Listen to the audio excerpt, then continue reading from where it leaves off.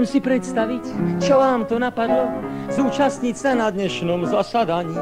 To, čo tu zazriete, nebude divadlo, ba nie stráda, dámy a páni. Však keď myslíte, môžete zotrvať, máte to neľahké, sme na vás dvaja. Pod pyramídou sa rozhodol zabávať kolektív, konkrétne kolega a ja.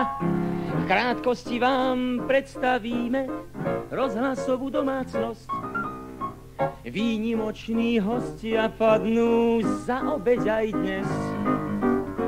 Po príprave včera večer mám otázok viac než dosť.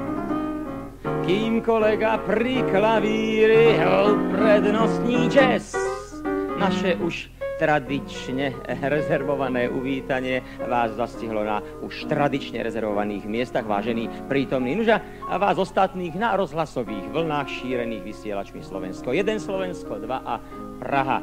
Opäť sa stretávame pod pyramídou, tentoraz v termíne mimoriadnom, rovnako totiž výnimočný je dnešný deň, a to nie len teplotou, tlakom a rostným bodom. Presne 2 roky nám už nikto necenzuruje naše vysielanie, nevyškrtáva scenáre. 730 dní nás už nebaví vtipkovanie o komunistoch. Rovné 2 roky tu pred nami sedávate v kreslách i na koberci, zvedaví na to, z čoho sa už dnes ešte dá vytlcť nejaká tá sranda. No tak sa už aj dnes usaďte, trebárs aj na schody, keď máte ten dojem, že ste tu dobre. Nemyslím si, že vás od zlosti rozhodí, aj keď vám nedáme z oblohy modré.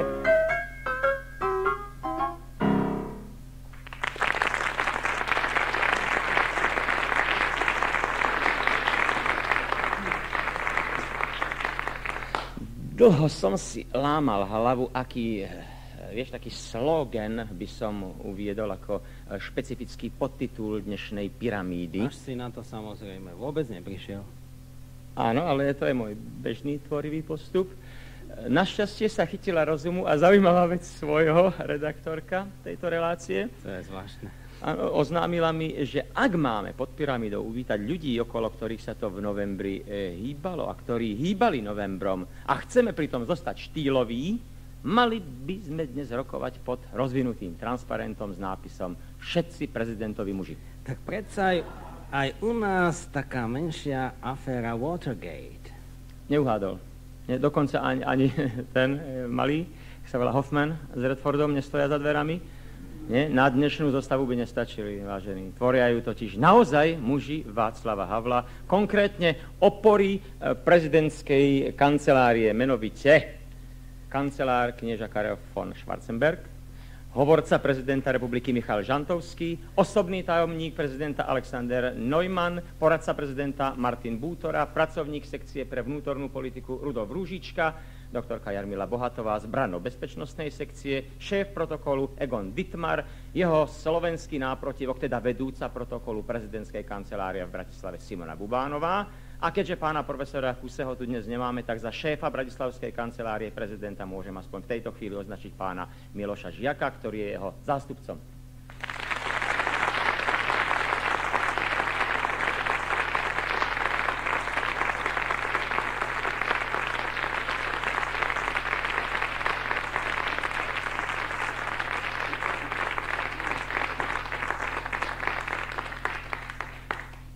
Dámy a páni, vítajte pod pyramídou. Mimochodom, dámy, ako k tomu prídete, že ste de facto jedným vrzom označené za prezidentových mužov? Ste tu dve ako jeden muž? Ako všetci prezidentoví muži. Nazdáva sa aj pani doktorka Bohatová, že sa pletie do mužských vecí? Ja viem, že napríklad na prezidentskú kanceláriu chodia napríklad námety, návrhy, sťažnosti. Však kam už tí ľudia budú písať? Už pomaly niet kam, nie? Všetko sme im zrušili. Takže, no nemyslím si, že by na Varšavskú zmluvu chodili, ale predsa len vraj z toho oddelenia sťažnosti niečo aj vy dostanete do rúk. Dostávam stížnosti na postupy súdu, na väzeňství, na stav väznicí. Väzni vzali... Na prokuratúru, samozrejme. Aha, a čo?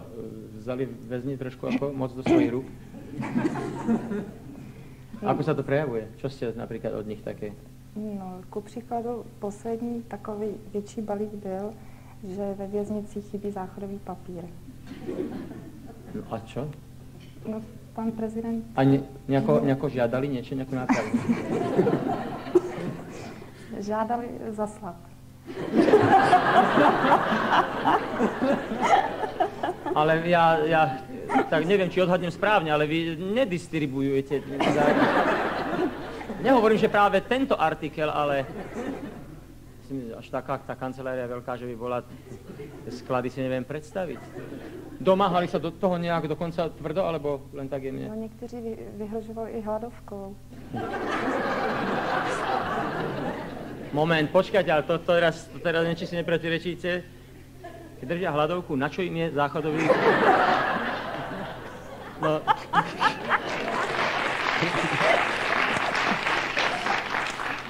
Nechajme to otvorené. Michal Žantovský je pod pyramidou pomaly ako doma. Presnejšie už druhýkrát. Poslucháctvo má v živej pamäti, ako ste si tu minule zadžemovali s Vláďom Mertom, Jánom Langošom, Jarom Filipom. Máte, Vary, pripravené pokračovanie? No, tak ty jste říkal, Milane, že tady bude Michal Kocáb, ten tady asi nebude. No, jemu sa nechcelo. Ale padl Peter Lipa? Áno, je to tak. Nemôžem ponúknuť vlastne nič vhodnejšie, náležitejšie, slovanskejšie, nie? Symbolickejšie ako Lipu.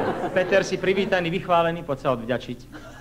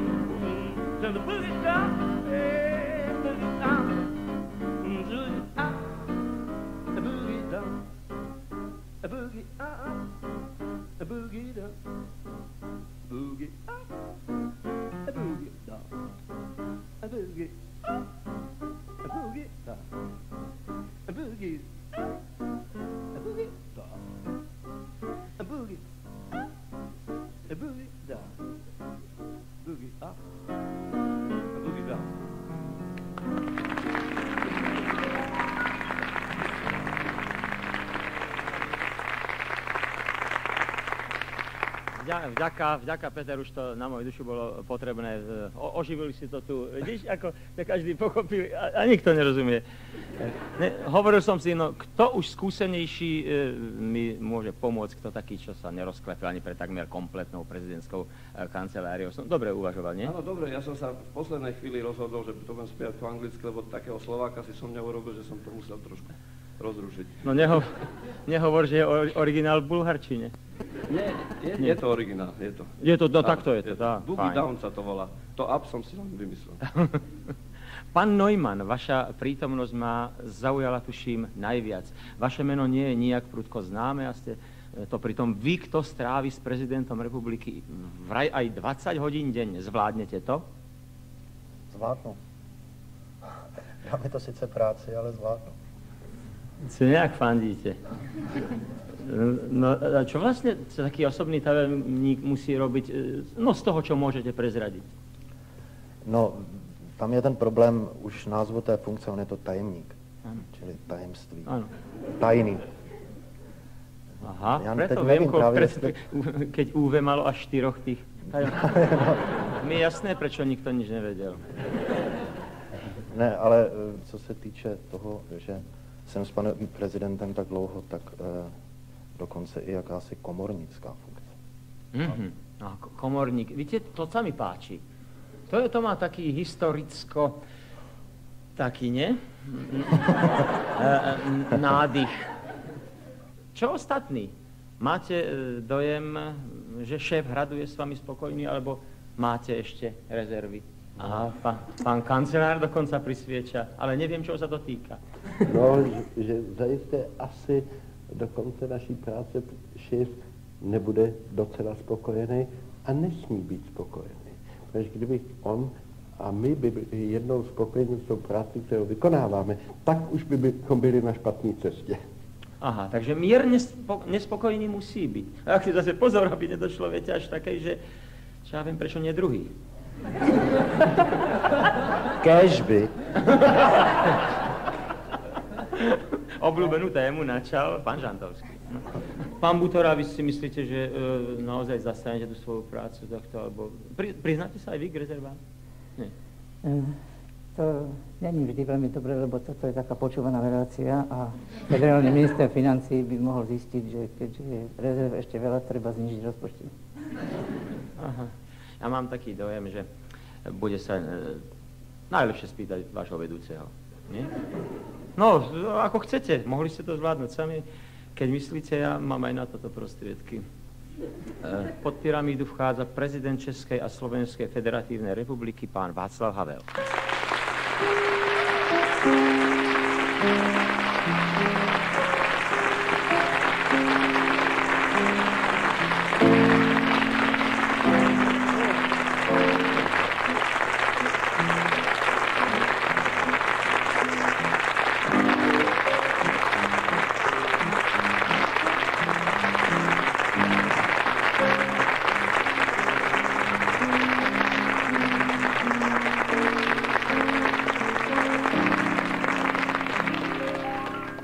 Prosím vás, ja len technickú pripomienku, vysielať môžeme len 85 minút.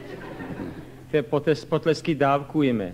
A ja som prišiel a nebolo to až také srdečné. Dobrý deň, pán prezident, vítajte na Slovensku, vítajte v Bratislave, vítajte pod pyramídou. Dobrý den. Neviem, či sa nenahneváte, že sme vás pozvali až teraz, ale to viete, strašný nával tu máme. A že vraj poradovník platí pre každého, tak skôr sa nedalo. Ja prezradím, že Peter Breiner vás mal v zozname už nejak v septembri 89, ale vtedy tá... Na môj dušu? No je tak? A totalita vtedy ako si nedovolila a dokonca viete, jak to našili? Ani on nevie poriadne R. A tak sa robili, že nerozumejú a prišiel pán Havel.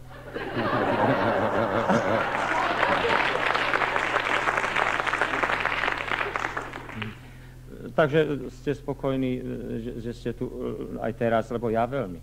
Ale velmi se mýlíte, domníváte-li se, že jsem tady poprvé.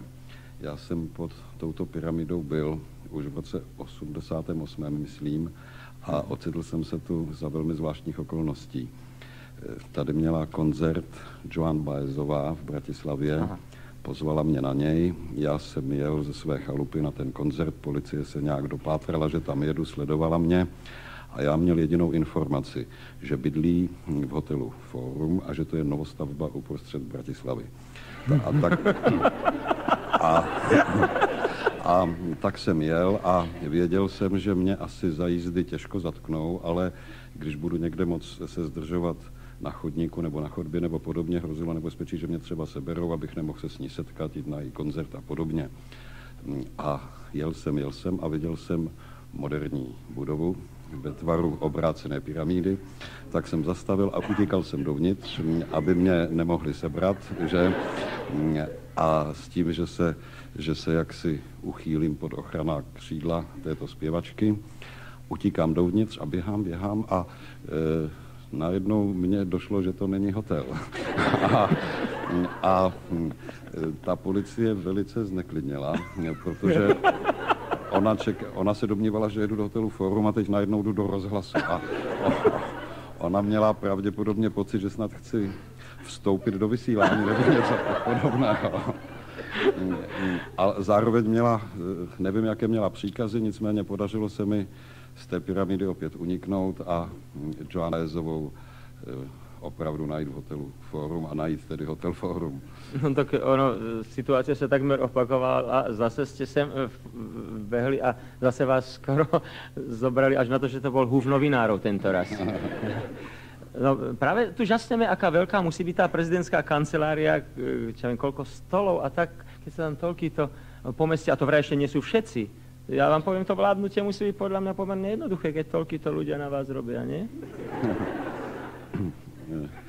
No, vy jste četl asi pravděpodobně Parkinsonovy zákony a víte, že to množství někdy spíš přidělává práci, než ubírá. Nicméně není to náš případ. Nás je ku podivu málo, i když veřejnost možná má pocit, že jsem obklopen nějakým nesmírným množstvím poradců a podobně, tak je to takový trošku optický klám. V té kanceláři se politické práci věnuje zhruba asi 60 lidí, včetně všech sekretářek a podobně. Ty ostatní se věnují, to jsou zahradníci, číšníci, truhláři a takový pořad. Máme na starost Pražský hrad, nejen výkon prezidentské funkce. A na to, co musí dělat, jich opravdu není moc. A náš problém není ani tak v jednotlivých lidech, ale v tom systému. Pořád jak si hledáme, překreslujeme toho pavouka, hledáme ty nejlepší vzájemné vazby, protože vlastně tu kancelář budujeme nově úplně. Ta byla něčím zcela jiným v dřívější době. No to je jasné, to aj dokonca aj ja viem. Pán prezident, nestáva sa každý deň, ani každý druhý, že by hlava štátu vystupovala v zábavnom programe. Ja sám tu tak stále píšem a tak škrtám, dopisujem, čo je ešte for, čo už je urážka hlavy štátu. Ani na chvíľu ste sa napríklad vy sám nezháčili nad tým, či sa to vôbec patrí, či je to vhodné pre človeka vášho mena, postavenia. No, je to někdy dost těžké to odhadnout, že já nicméně jsem už jednou v zábavném pořadu vystoupil, jakožto hlava státu. Co ty den dal? Ne. Ne, pardon.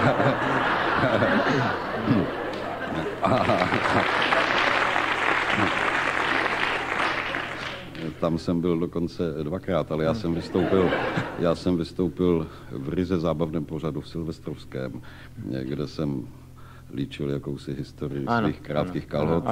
A žádná vnitropolitická zápletka nenásledovala. A z toho jsem odvodil, že se nic nestane, i když vystoupím zde v tomto vašem zábavném pořadu. Že to skúsite ešte raz. No. Pokiaľ to pôjde teda až.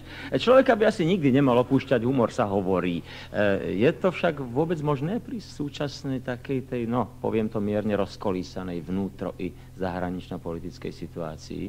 Neopustí vás sem tam? Já jsem člověk se sklonem k depresím, že?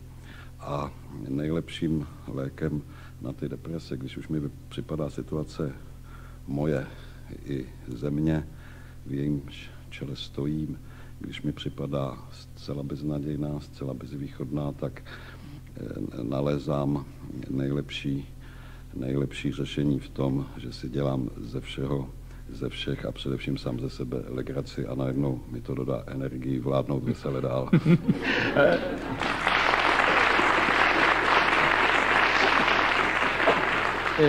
Nachádza sa nebodaj aj medzi prítomnými takýto lekár napríklad, ktorý vás dokáže rozptýliť, odstrániť depresiu? Michal Žantovský má jednu zvláštní vlastnost, že se občas usmívá jako budulínek. A já se přiznám, že ten pohled mě vždycky potěší, osvěží a dodá mi energie k vládnutí. A já ho pozoruju, on je přítomen většině mých jednání politických, státních, je přítomen například, když nahrávám ty hovory v Lánech, rozhlasový pořad, a já se tak po očku na něj dívám a on má dva základní výrazy. Jeden je, že se, tři bych řekl, jeden je, že se usmívá jako budulínek a to se přenáší i na mě potom. Druhý je, to se stává málo kdy, že udělá takhle. Palec nahoru. Palec nahoru, to znamená, že jsem co si řekl správně nebo něco dobře udělal. A třetí je, ono to je rozhlasové, takže to nemohou rozhlasoví posluchači vidět, že se takto kaboní prostě, jakýmsi zvláštním způsobem šklíbí. U nás by se ceril asi. Ano. A to mi je neklamným signálem, že jsem na šikmé ploše něco říkám špatně, něco dělám špatně.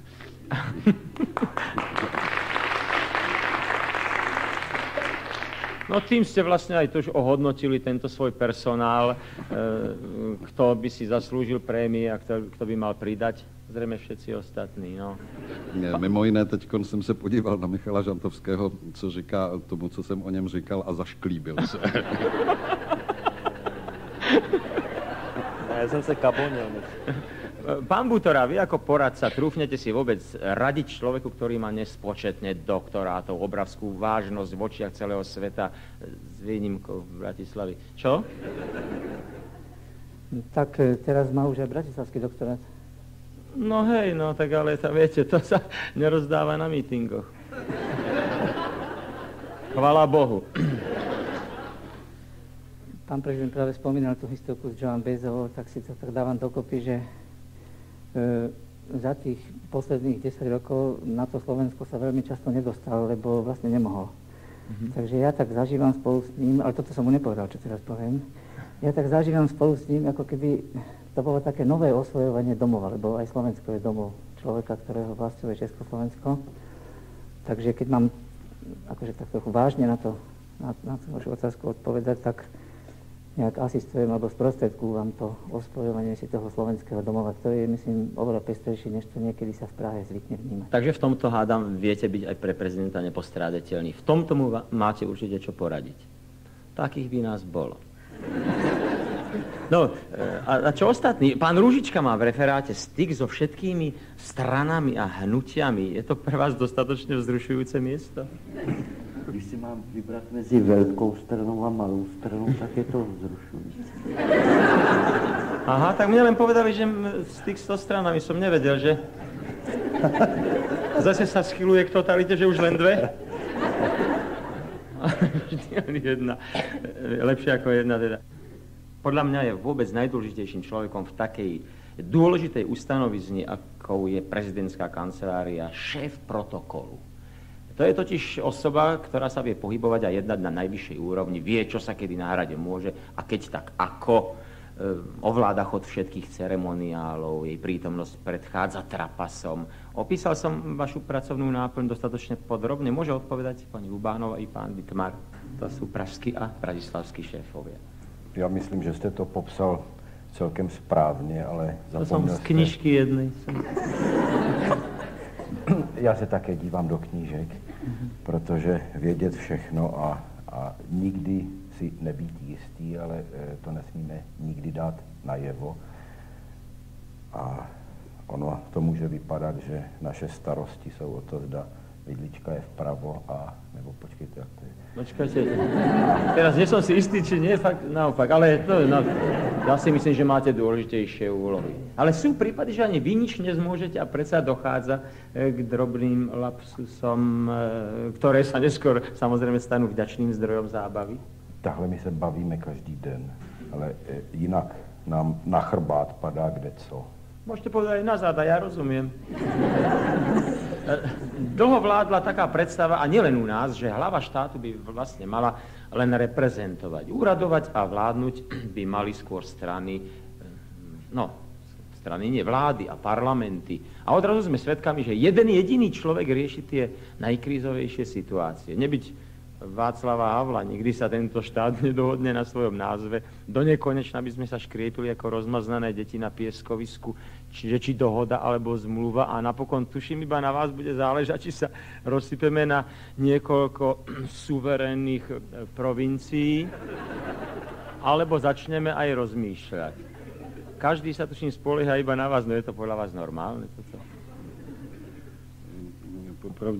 Popravdě řečeno, se s tím setkávám velmi často, že mě nejrůznější lidé od politiků až po nahodilé chodce na ulici ubezpečují o tom, že všechno je v mých rukou, že všechno na mě záleží, že já jsem poslední naděje, poslední spása, poslední záruka. Jako asi každému člověku v prvním okamžiku mi to zalichotí, řeknu děkuji, ale v zápětí si uvědomím, že ti moji spoluobčané žijí ve veliké iluzi, domnívají se, že jeden člověk může udělat něco tak těžkého, jako zachránit stát, zachránit společnost. Záleží opravdu na všech. Prepáčte, zvykli zrejme na to, že od zhora nám niekto vždy niečo donesie. Ano, skutečně v tom je kus takového paternalistického vztahu k moci, že se od státu všechno očekává, všechno chce, a když je někdo v tom státě nejvyšší, tak si lidé domnívají, že opravdu je všemocný, že i ten toaletní papír může do věznic posílat, ale já uznávám, že mohou být takové krátké, přechodné historické chvíle, kdy opravdu význam osobnosti i v demokratických poměrech může být neobyčejně velký a může to záležet na všechno možná na jednom jediném člověku, ale to jsou spíš výjimečné situace. V normální stabilizované demokracii není možné, aby její chod a její stabilita odvisela od jednoho člověka, který ho může druhý den přejet tramvaj třeba, že? No ale môžete byť asi tým katalizátorom, keď už nie absolútne rozhodujúcim. Rozumiete, čo myslím? Rozumím, co myslíte a dělám, co mohu. Keď sme volili parlamenty, hovoril som si, konečne sloboda, konečne demokracia, konečne právo. A odteraz komu niet Českej a Slovenskej národnej rady, tomu niet pomoci. Hej? Dnes naopak, ja neviem, Peter, však povedz ty, začínam mať dojem, že práve tým národným radám niet pomoci. Tak neprepadol ťa ten pocit? No, včera ma prepadali všelijaké pocity, napríklad som sa tešil, že nemáme viac kanálov v televízore, len 2, lebo kde som pozrel, tam bol parlament. A tak ma napadlo, že keď ste hovorili, pán prezident, o tých humoristických reláciách, či to ste nemali na mysli, že ste už aj v parlamente vystupovali, lebo včera som si tak povedal, že či tej demokracii už nie je troška veľa na nás, lebo dostali sa do parlamentu vďaka našej totálnej demokracii ľudia, ktorým by som ja nezveril ani okopať záhradku. Ale to áno.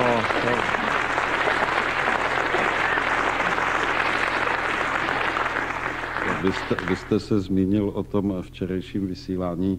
Já jsem ve volných vteřinách mezi různými jednáními měl puštěnou televizi a taky jsem si přepínal ty kanály z jednoho parlamentu do druhého a v jednu chvíli mě dost zaujalo, že v jakési pauze mezi parlamentním jednáním Slovenské národní rady zpíval Karel Gott Znám rozprávkový dom. Viete, to som si ja nevšimol, že bola pauza. To bola stará verzia, teraz spieva Mám rozprávkový dvojdomek.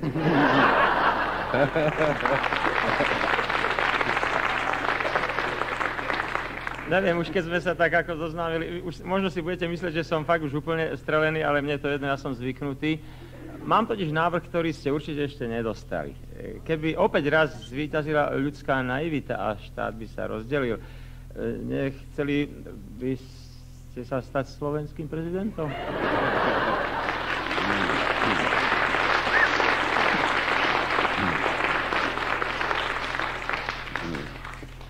Já si nejsem jist, jestli by roduvěrní Slováci mě přijali, ale především a hlavně bych chtěl říct něco tedy s dovolením vážného, i když to je zábavný program. Mně se jaksi bytostně příčí představa, že když by pod vedením jednoho prezidenta se jeden stát rozložil na dva, takže ten prezident by tedy aspoň se spokojil s tím menším, s tou jednou půlkou, ať už by to byla ta nebo ona. A tento prezident Hrobník by tedy zase čekal, až ta část, které momentálně vládne, se zase rozloží na Moravu, Slezsko. Neviem, rozmýšľajte, predsa, pozrite sa, my sme chudobný národ a ešte len budeme, to si píšte. Ale kto vie, či by sme vám neponúkli viac? Viete, takto, Česi sú škroby a my máme bohatých rodákov za morom. No a moment, takto. A čo sa týka tej národnosti, to nepreceňujte, to nech vás netrápi. Všade je to už pomiešané. Dokonca v samotnej českej vláde je vraj jediný Čech, pán minister Vopienka. Vážne, som počul, videl som, sám to povedal. Na môj veru, ja nie som bohvie ako škodoradostný, ale neviete si predstaviť, ako som rád, že aj vy máte jedného takého národovca. Vy ste nevedeli, aké to je.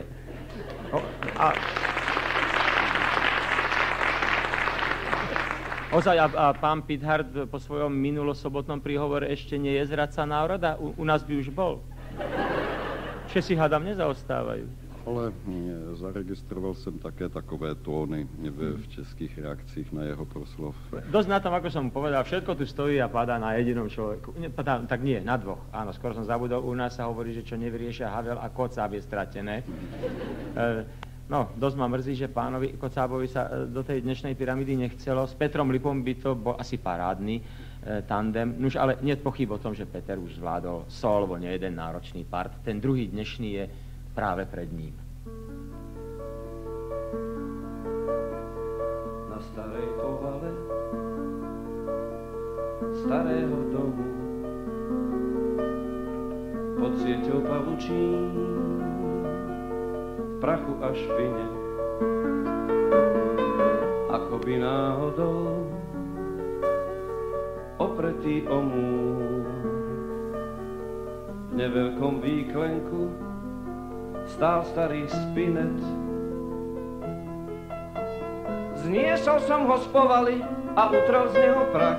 A verte, ešte po tých rokoch bol to skvelý kus.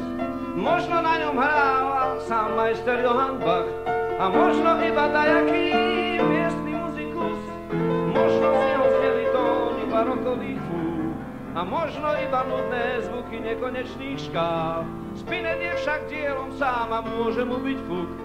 Či mu vôbec rozumel ten, kto na ňom hral. Otvoril som starý spinet a skúsil jeho tón. A verte, ešte po tých rokoch bol to skvelý kus. Mohol by si k nemu sadnúť pán Oscar Peterson a venovať nám svoje prvé spinetové blues. Ja viem, to blues by malo v sebe hĺbku, drive a ťah. A za sol v očiach by sa iste nehambil nikto z nás. A prvý by mu zatlieskal sám majster Johann Bach. Ve 12 takto blues je vlastne fúgou našich čias.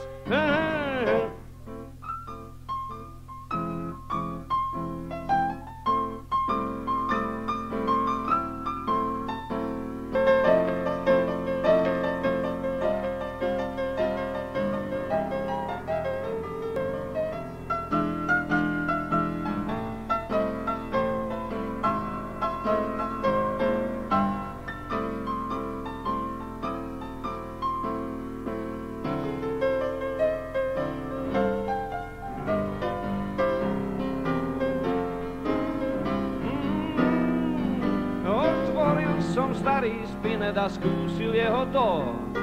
A verte, ešte po tých rokoch bol to skvelý kus. Mohol by si k nemu sadnúť pán Oscar Peterson a venovať nám svoje prvé spinetové blues. Ja viem, to blues by malo v sebe hĺbku, drive a ťah a za sol v očiach by sa iste nehambil nikto z nás. A prvý by mu zapsal majster Johann Bach. Ve 12 takto blues je vlastne fúgou našich čias. Ve 12 takto blues je vlastne fúgou našich čias.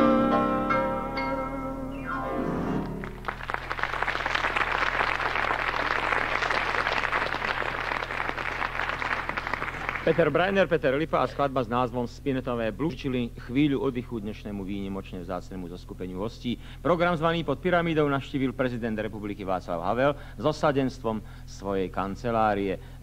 Pripomienka, pokiaľ, vážení poslucháči, počujete slova včera, za dnes, aby ste sa zorientovali, program vysielaný v nedeľu 17. novembra, nahrávame vo štvrtok 14. Peter Lipa osvedčil, že je naším jazzovým spevákom číslo 1. Ja to nerád hovorím, ale je to objektívny údaj, tak čo už s tým navrbíte. Prvé husle v prezidentskej kancelárii by však mal hrať kancelár. Je to tak, pán Schwarzenberg? Máte ten priestor ozaj? Já bych spíš, že je to docela dobrý komorní orchestr. Že každý tak hraje svůj part a vlastně záleží na tom, aby ta souhra fungovala. Udirigujete to? No, dirigent je jeden jediný a to je prezident. No tak aspoň zbormajster, čo? To by šlo možno. To by snad, áno. Človek s kniežacím titulom je u nás javom zriedkavým, baš kurióznym by som povedal. Nazdávate sa, že budú v tejto republike ešte šlachtici telom i dušou? No, nějací tělem dušu, to nevím, to závisí trochu na výchově a na charakteru, aby to byli úplní. Ale několik lidí, kteří mají stejný původ jako já, tady ještě pobíhá po republice. Martin Bútora je zamestnaný ako poradca prezidenta republiky, už sme povedali. Hoci nejeden z nás ho pozná ako spisovateľa, tak ja neviem, nám sa tu množia nezamestnaní a vy tu neviete sa rozhodnúť čo skôr? Čo? No, keď je človek v takejto práci, tak sa vlastne už rozhodol. To jedno remeslo musí ísť nabok. No, ale teraz trhu k veci a bez okolkov som sa rozhodol. Museli ste tušiť, že sa tomu nevyhnete. Až príliš veľa ľudí vie, ako často vás bolo v minulosti vidno na záchytke. A keď sme to už nahryzli, prečo by sme nedopovedali aj v protialkoholickej liečebni? Teraz sa ukážte, aký ste, povedzte, je to tak, alebo nie. Len krátko. Je. No vidíte. Len toľko som chcel vedieť, čo budeme okolo toho, veď nie ste prvý ani posledný. Ďalšia otázka. Ale možno... Chcete k tomu niečo dodať? Áno, veď to, ak môžem slovíčko dve k tomu, že jednak som tam niekedy odprevádzal kamarátov, ktorí sa tam dostali alebo zavítali. Ja som tam pracoval v tej záchytke a v protialkoholickej poradni teda. Ja, vy ste ako zamestnanec tam bol? Ale ja viem, že to je vás tam chodiť, teda. Trochu odlišné prostredie ako to, v ktorom pracujem teraz, ale... Ale je to tak, no. No, napokon knižku Martina Bútoru s názvom Mne sa to nemôže stať, ktorá vlastne vznikala u neho ako u sociológa v spomínanej liečebni. Momentálne pracujete v celkom inom ústave. Aká kniha má šancu vzniknúť pri tejto príležitosti? Ja sa ešte vrátim vetou k tej predchádzajúcej skúsenosti. Ja som sa tam strašne veľa naučil, jednak som sa tam dostal v takej životnej situácii, keď som bol sám dosť na dne a vlastne som zrazu mi dali biely plášť a mal som pomáhať ľuďom, ktorí boli ešte na väčšom dne, alebo aspoň na takom, ako som bol ja. A vlastne keď človeka donútia, aby niekomu pomáhal, tak sa aj sám nejak s tým svojím problémom lepšie vyrovná.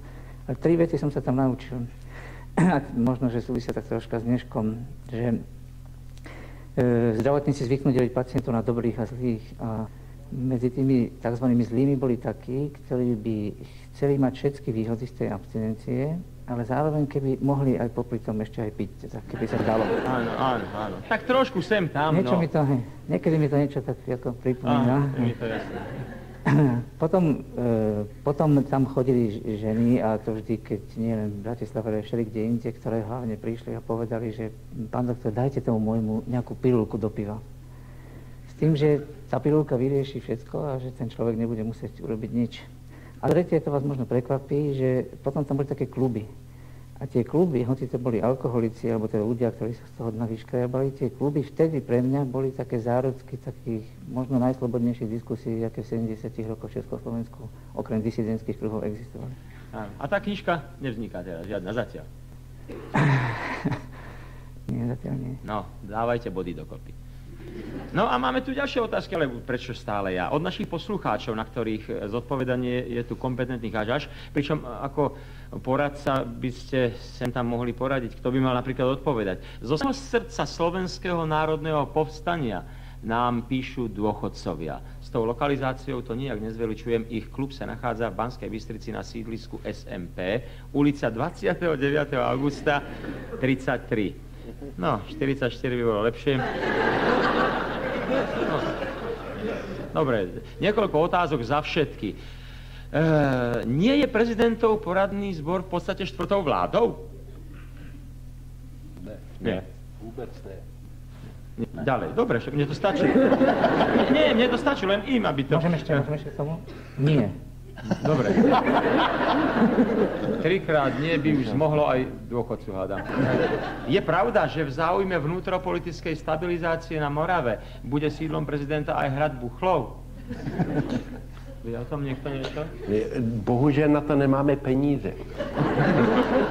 Naozaj Medzinárodná zdravotnícka organizácia navrhuje pána ministra Klausa na vysoké vyznamenanie, lebo na masovom základe s úspechom lieči obezitu?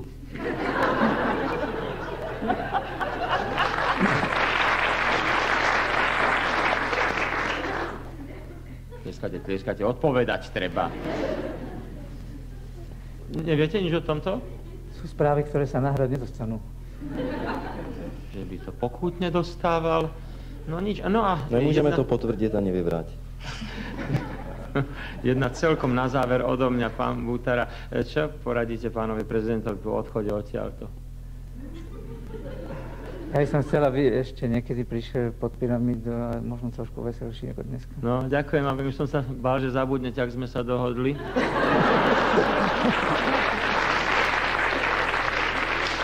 Ja teda nikomu nechcem radiť, ale každú nedeľu približne v tejto chvíli sa zatiaľ vždy osvedčila pesnička Za pravdu mi opäť prichádza dať. Tuto niekde mám. Peter Lipa.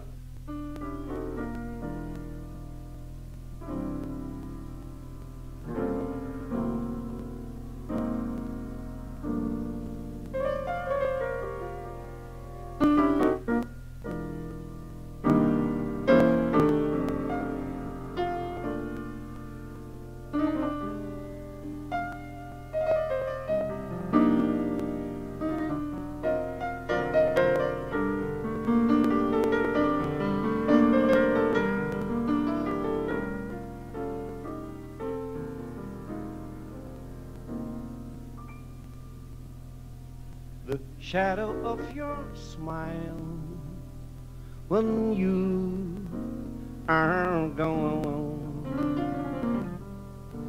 will color all my dreams and light the dawn. You look into my eyes, my love, and what you will see, all the lovely things that you are to me. Our wistful little star was far too high. That teardrops kissed your lips, and so did I. Now when I remember spring, all the joys that love can bring, you know that I will be remembering the shadow of your smile.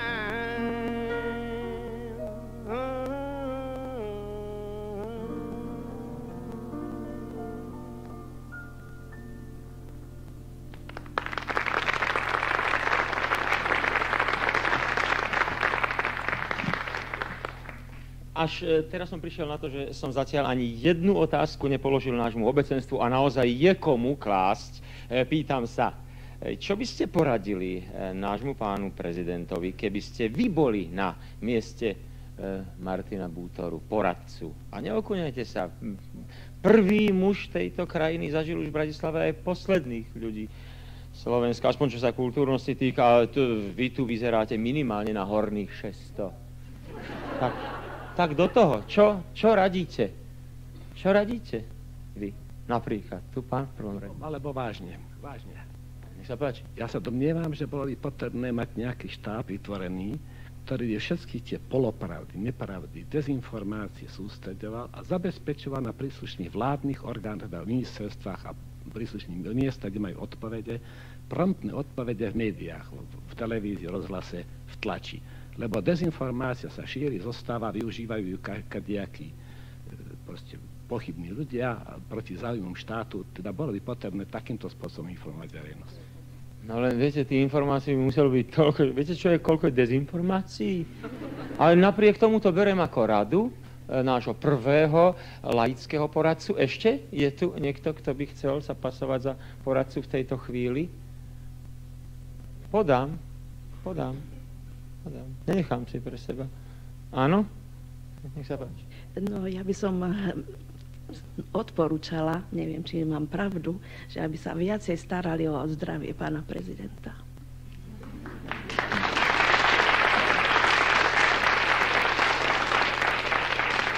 Lenže ja som povedal, čo poradíte jemu, takže pán prezident, dávajte si pozor. Ešte je tu jedna. Ste sa nejak rozkokošili. Ja by som snáď poradil pánu prezidentovi, keď pán Martin Bútora písal tie knižky, ja mám veľké podozrenie, že on v tom neprestáva tajne niečo si do šuflíka a ja by som mu skontroloval šuflík, či náhodou teda nejakú tú knižku teraz z tej práce, čo keby z toho potom niečo mohlo. Aha, že by preklzlo. No neviem teda, pán prezident, teda, či vám má pribudnúť taká robota, že chodíte po šuflíkoch, ale dá sa aspoň čo to z ponúknutých rád prijať? Kdybych zaujal podezření, že si píše Martin Bútora deníček a že ten deníček chce použít proti zájmům státu, tak mám hradní policii, která by mu ten šuplíček prohledala a on by to vůbec nepoznal.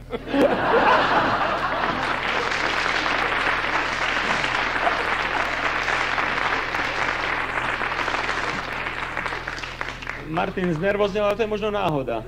No ja len, že kde mi vyznú papiere v poslednom čase. Takže to poznal.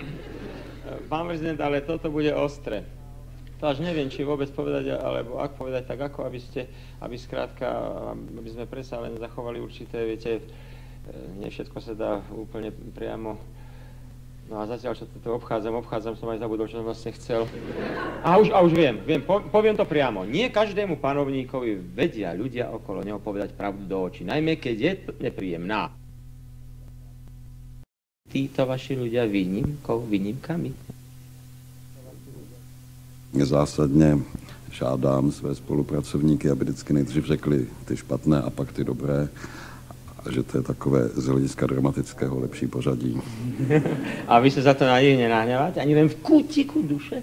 Oni většinou nemůžou za ty věci, o nichž ty špatné zprávy vypovídají. Takže si dovolíme maličkú skúšočku navyše.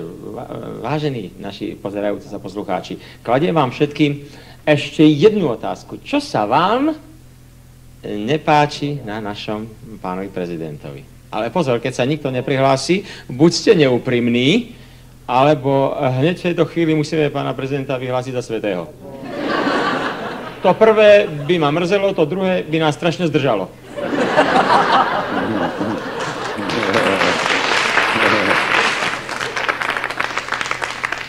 Tak, a ideme na to, čo sa vám na ňom nepáči. Keďže si pána prezidenta veľmi vážim a bol som v jednej delegácii s ním a pamätám si, že veľmi veľa fajčí. Chcel by som sa spýtať, kedy konečne prestane fajčiť. Aha! Ešte neodpovedajte, bude toho viac. Nebude? Už nikto nebol v žiadnej delegácii. No tak, ja neviem, nie je to ono, čo som očakával. Zase ja musím mať tú čiernu robotu. Takže, pán prezident, dobre, to mám aj ja zistené, že priveľa fajčíte, však za svoje, dobre, ale... A po druhé, uvážte sám. Nechcete ako si vziať do úvahy, to sa aj u nás hovorí, tak to ja to len sprostredkúvam. Nevládlo by sa vám ľahšie, keby ste mali na starosti len Čechy. Aj tento názor občas preskočí, musím to povedať. Sú vaše také dva nedostatky. Já bych možná měl nejprve něco říct na téma svých nedostatků. Málo kdo zná rozmanité mé nedostatky lépe než já. Mohla by z toho zde být hodinová přednáška, ale nejsem si jist, jestli bych tím posloužil autoritě prezidentského úřadu. Ale tak to kouření je taková hodně nápadná, hodně viditelná, špatná vlastnost, přesně řečeno zlozvyk. A sehrává velmi dobrou roli, protože ten dým toho kouře jaksi zahaluje ty ostatní špatné vlastnosti. No tak to viete, u niekoho toho dymu trvá viac, u niekoho menej. Bože môj, čo by som sa ja nafajčil. No, viete, preto sa pýtam, lebo... Ale já jsem neodpověděl na tu druhou otázku vaši ještě. Ano, vidíte. Ano. Já opět musím odpovědět trochu vážněji. V Čechách občas lze zaslechnout takový hlas, tak ať jdou. Když pořád něco mají, pořád se jim to nelíbí, pořád by to chtěli předělávat a chtěli by zároveň samostatnost a zároveň společný stát a tak dále, tak ať jdou. To je názor, který se mi hluboce příčí a protiví z několika různých důvodů. A jeden z nich je, že v tom je obsažena taková jako zvláštní naše, myslím, česká historická náklonost, totiž když nám někdo komplikuje život, když nás někdo nějak zlobí, tak ať jde. My jsme se tímto způsobem zbavili 3 milionů spoluobčanů po druhé světové válce, že teď by, když tedy se zdá, že zlobí Slováci, tak ať jdou, pak ať jdou Moraváci, když se jim to nelíbí, pak ať jdou Slezané. A nakonec, kde by to skončilo? Že bych... To tu zhasne. Že skončilo by to tak, že bychom asi zůstali na hradě, že bychom zůstali 2 na hradě, možná já a Václav Klaus a vládli bychom si navzájem.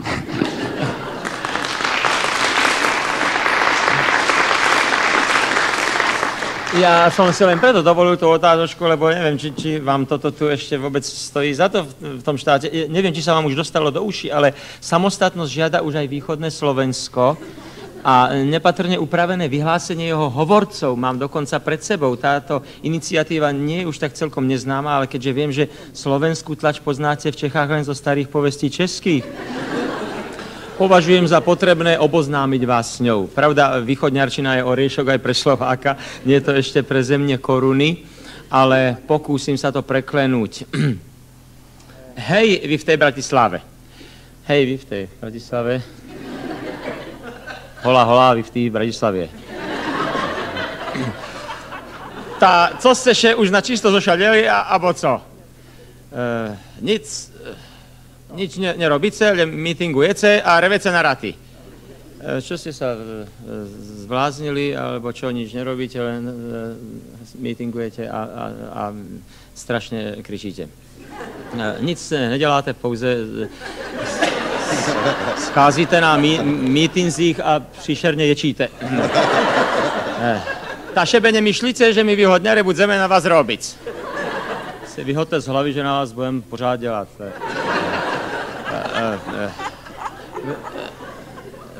Písať i podpisy zbierať známe i my a tak vám oznamujeme, že do tretice všetko najlepšie. Na výhodze še narodzila zatiaľ najmladšia iniciatíva za samostatné výhodné Slovensko, po našim za samostatný Šáriš. Tak vám sdělujem, že 3. vám přejem všechno nejlepší, nebo tak nějak. Skrátka, to zase nie je až také nezrozumiteľné. Ja idem ďalej už súvisle. Dobre? Vidím, že chápete niektorí však. No. Nastupujeme pod heslom Dosť bolo Bratislavy. Ľube, našo Bratislavčane, už vás máme po kark. Však vy neznáte, co chcete. Radšej vám nepáčia komunisti, potom Maďare, Čechy a po nich prídzeme rád my? Táto vera Bože, nie. Nemyšlíte, že len vám, pán Božko, rozum ošvicel. Co vám to ten slovnad na čisto hlavy okurel? Švédše už raz musí doznať, že v tej republike žijú i Šarišane, Žemplinčane, skrátka vyhodňare. My še nebudeme maskovať žádnym cudzím slovom zverchovanosť. My vám to povíme po lopáce, chceme samostatnosť. Kúkajte še, na spojenie so Švetom máme letisko. A kto má v republike najväčšie húry i najväčšie malé moro? Neznáme, kde šebe potom bude cericky vyvaľovať. Žalíš se nám na šumný šarišský jazyk, pomalýše stávame vašu kolóniu? Tá še nečudujte, že naša cerpežlivosť precekla. Vyhodňare, na nohy! Ukážte to tým zahorakom, že sme lepšie ako oni. Nedajme im vecej našo Tatry, zastavme im kohúcik z ropu. O pevnice železárne. Spamätajte še, Šarišane, využijte hysterickú šancu. Hec s bratislavským centralizmom. Vyhodňare, nedajte še ošaliť s dvoma predhádzajúcimi iniciatívami. Však už sám veľký byľak hutorel. Dzeše dvoje mlaca, ceče treceho. Vežme šebe všetké kompetencie, aj bez ústavy vládnime šebe sami. Bez Bratislavy na večné časy a nikda inakší.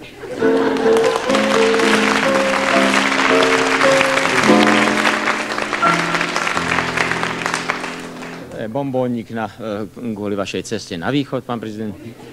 Tento text, ktorý zasadil krutý úder tvorcom všetkých čistých ústav, vyšiel pred mesiacom v Prešovských novinách. Výstrižok nám poslal pán Boron s vlastnoručným dodatkom. My zdravotníci OZS z Hanušoviec na Topľov sme proti rozbitiu ČSFR. Čím žiaľ znegoval túto iniciatívu, ale chvála Bohu aj všetky podobné. Áno, samozrejme viem, nezabudol som. Opäť je tu čas na ponuku a prosbu zároveň. Adresát Peter Lipa s Petrom Brajnerom.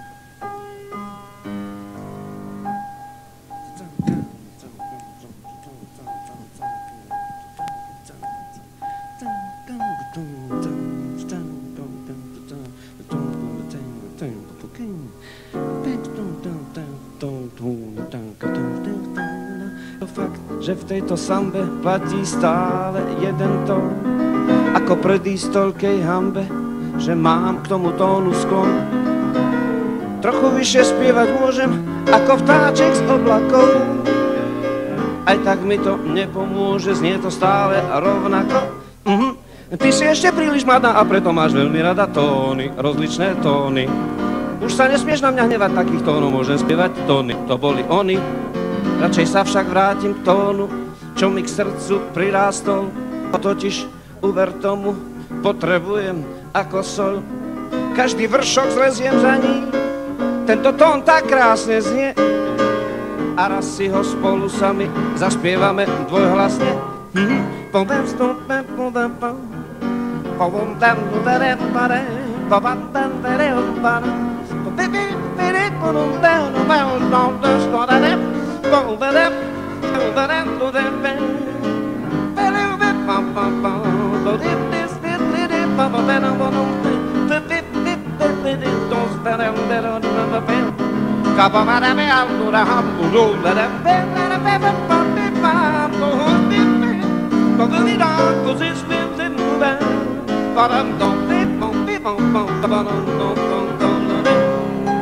Ty si ešte príliš mladá a preto máš veľmi rada tóny, rozličné tóny.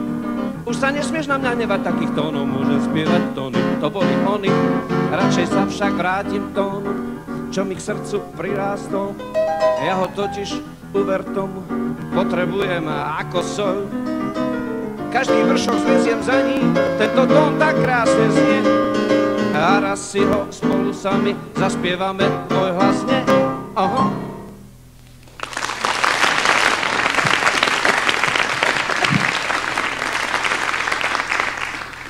Pán prezident, nezišlo vám na že dnešným veľmi slušným výkonom ste si tak trošku ublížili? Je totiž celkom možné, že úplne zatienite popoludnejšie hovory zlán. Jsem do jisté míry dobrodružná povaha a rád vyhledávám nové a zároveň mě neobyčejně baví představovat si rozmanité reakce na to. Já například, když mám nějaký státnický proslov, nějaké vystoupení nebo něco, tak předem si v hlavě sepisuji, co který noviny o tom druhý den napíšou. A přiznám se, že leckdybych to, co chtějí říci na mou adresu, byl schopen v jejich duchu napsati výmluvněji tedy. Já samozřejmě i teď jsem chvíli při písničce přemýšlel o tom, co napíší noviny poté, až bude vysílán v rádiu tento program, že? A nepochybně se asi objeví hlasy, že bylo nevhodné, že ve chvílích tak vážných prezident republiky navštívil zábavný program, že umím si to představit a myslím si, že bych to i uměl lépe napsat, než to napíšou ti, co to napíšou.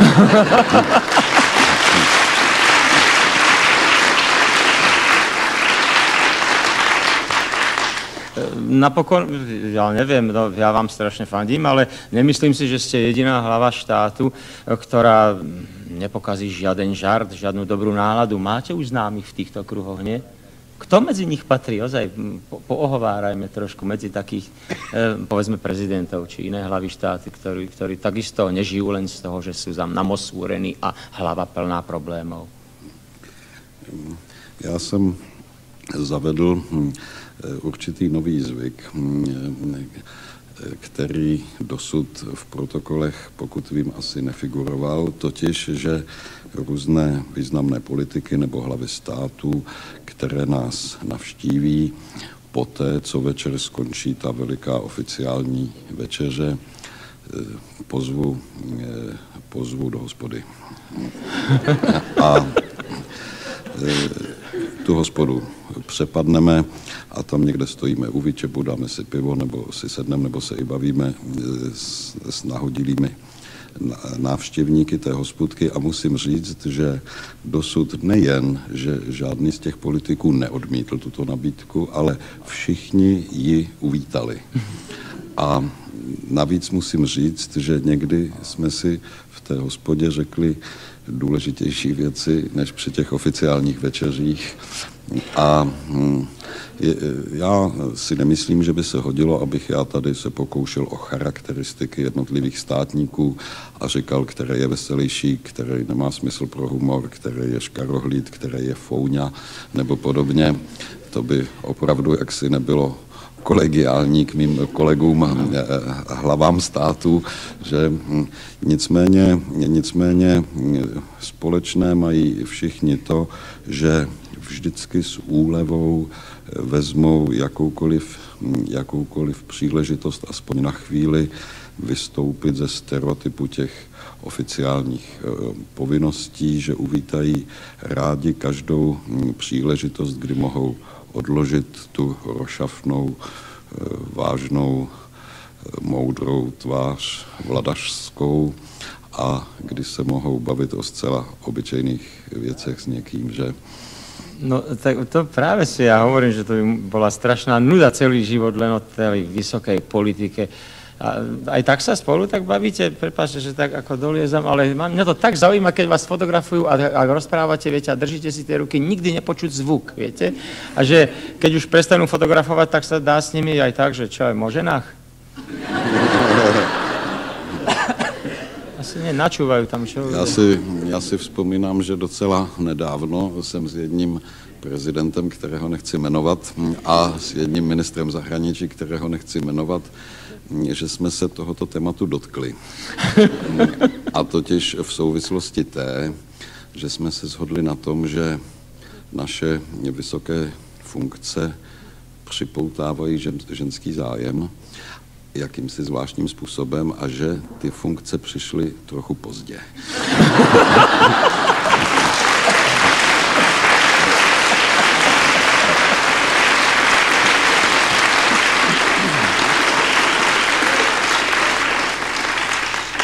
No, je vedľajšie, že vy ako nechcete takto konkrétne o nich a tak, ale aj tak sa teším na vašu novú hru. Poznám vás, ako čerpáte zo života, bude to iste hit. No, už u Martina Bútoru sme narazili na to, že so spisovateľstvom je aspoň na čas koniec. Vy by ste ma teda príšerne zaskočili, keby ste mi oznámili, že dokončievate 2-3 nové hry. Čo? Ťažko. Popravdě řečeno, schyluje se. Vážne? Schyluje se. To sám? To už nie je možné, no tak o Shakespeareovi som všeličo si tiež myslel, ale tak toto už je, a ten nevládol. Samozřejmě, že můj úřad a má práce mi nedovolují na 3 měsíce někam odjet a napsat regulární celovečerní hru. Ale mám nápad, že někdy za víkend napíším mikrohru. Mikrohru, která se tak či onak opře o některé mé nové zkušenosti. No, všeličo je teda inak, než sme si my i vy presne pred 2 rokmi predstavovali. Čo konkrétne z vašich predstav zostalo nezmenené? Inými slovami, stalo sa skutočnosťou? V čom sa vaše predstavy spred 2 rokov naplnili? Lebo každý nadáva, že všetko je inak a tak, ale niečo, hádam, zostalo. Několik drobností se stalo během těch 2 let. Byly svobodné volby, otevřely se hranice, všichni mohou cestovat. Pár věcí se stalo a hlavně mnoho věcí se stane ještě a jsou ve stádiu příprav a debat a projektů. A to, co mě nejvíc osobně vadí, je, že všechno trvá 3krát tak dlouho, než já jsem si představoval, že to může trvat. Ono se posléze uskutečňuje mnohé, več jsem já doufal a i mnozí jiní doufali, ale vždycky s jakýmsi podivným zpožděním a všechno to trvá dlouho, ale na druhé straně tomu tak asi být musí. V té politice jsem si všiml, to je takový můj poznatek, tam asi nejdůležitější vlastností je trpělivost. A nenechat se jaksi zmást tím, že něco, co jsem se domníval, že za týden bude, že to bude až za rok. Skúsme to obrátiť. Hovorí sa, že všetko zlé je na čo dobré. Máte dojem, že naozaj aj z toho, čo teraz zažívame, je vojačo užitočné? Asi ano. Především myslím, že v těch těžkých chvílích, které teď prožíváme, že poznáváme, kdo je kdo. Poznáme se navzájem, poznáváme své představitele a ta společnost poznává sebe samu, poznává své různé vnitřní potence, své latentní směřování, svá latentní ohrožení a já se domnívám, že dopadne-li všechno dobře, pak to bude také proto, že jsme prošli touto složitou fází sebepoznávání, že... No, ja neviem, či som sa opýtal dosť presne a tak možno ešte by ma publikum doplnilo nejakou otázočkou, či už na pána prezidenta alebo kohokoľvek z prítomných, lebo začnem ja. Ešte jeden pán. Ja by som sa chcel spýtať pána prezidenta, či bude iniciovať federálne zhromaždenie, aby nám napísalo Slovenskú ústavu, keďže Národné rady sa jaksi nemienia dohodnúť. Alebo či hneď nerozdáme papiere. Nepovažuji tuto chvíli za nejpříhodnější, abych vyzrazoval a podrobně vysvětloval rozmanité své politické úmysly nebo plány, ale jedno říci mohu, já rozhodně nečinný nebudu. Fajn.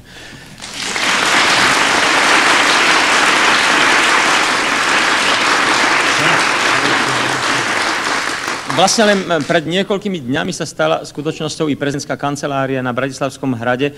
Cíti sa tam Miloš Žiak aspoň občas ako hradný pán? Ja osobne už dosť dlho nemám čas vnímať svoje vlastné pocity. Navyše pred chvíľou ma vydesila rada laického poradcu pánovi prezidentovi, aby sme okrem informácií zhromažďovali aj dezinformácie. Takže... Je toho trošku veľa. Však trošku veľa. No. To taká, čo len bátorička, to mala jednoduchšie.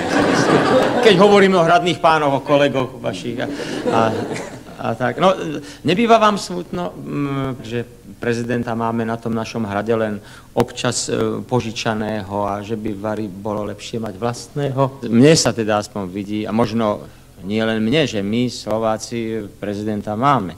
Niekomu síce môže prekážať, že nie je východniar, Slezan, Rusín či pohraničný chod,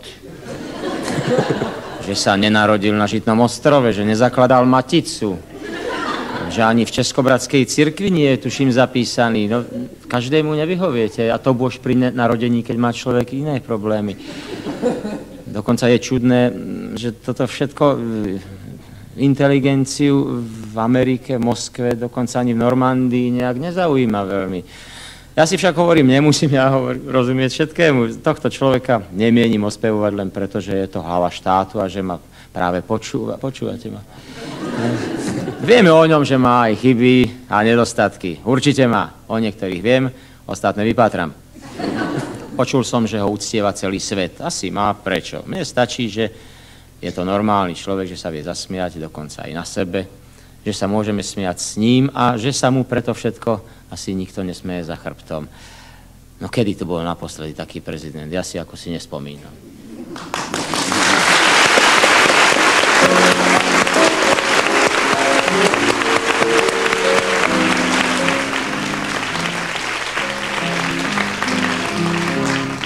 Cení poslucháči, čas letí a ten náš, čo nevidieť, aj doletí. Samozrejme, opäť sme nestihli všetko, čo sme chceli a už vôbec nie, čo ste chceli. Vy už počujem, ako davy väčšných slovenských i českých nespokojencov prevolávajú spolu s mojím priateľom Ringom. Málo bolo Havla. Viem, no tak ma ukameňujte, no nedá sa nič robiť. O 12. vraj musia ísť zvony, no.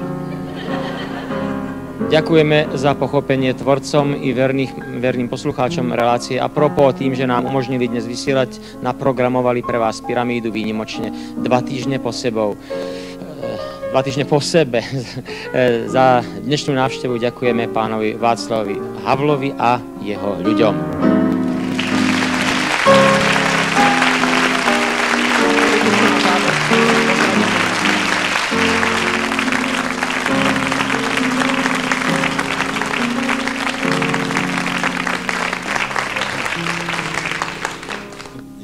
Za vlídné přijetí jménem svým i jménem svých spolupracovníků. Byli jste na nás hodní, nedávali jste nám otázky, které by nás příliš vykolejily. Děkujeme. Samozrejme, ako vždy i dnes ďakujeme za priazeň i vám pri rádiách a čo sa dá robiť i vám tu v štúdiu. Tuším, to zase ani veľmi nebolo, nie? No tak to vidíte, že ste to prežili. Dosť bolo muziky, dosť bolo slova. Príďte aj o týždeň, priveďte posily. My dvaja určite prídeme znova.